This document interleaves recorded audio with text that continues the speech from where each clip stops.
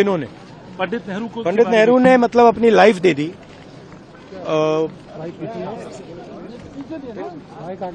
Life दे दी हिंदुस्तान के लिए,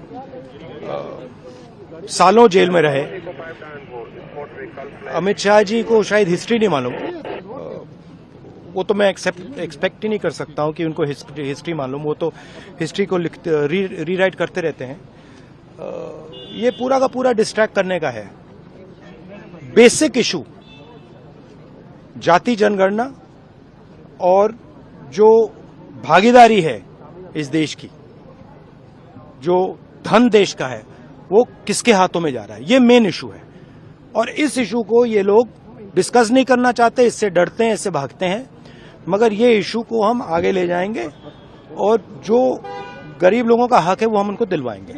ठीक है, ये सब ये नहीं बिल्कुल नहीं बिल्कुल नहीं नकारा। छत्तीसगढ़ के अंदर ट्राइबल दिया वहाँ ओबीसी, आपको लगता है आप लोग मैंने सुनिए देखिए, हमारा भी ओबीसी था, इन्होंने ओबीसी दिया, ठीक है, वो इशू नहीं है। सवाल ये है कि स्ट्रक्चर के अंदर कितनी भागीदारी है। प्रधानमंत्री ओबीसी हैं, मगर सरकार को 90 अफसर चलाते हैं। 90 अफसर में से 3 ओबीसी हैं और जो ओबीसी हैं उनका कोने में ऑफिस है।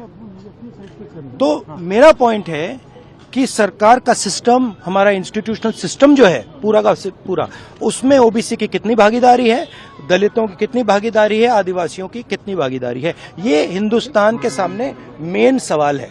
और ये मुझे बोलने दीजिए, आपसे सवाल पूछा तो बोलने दीजिए। हाँ, ये मेन इशू है।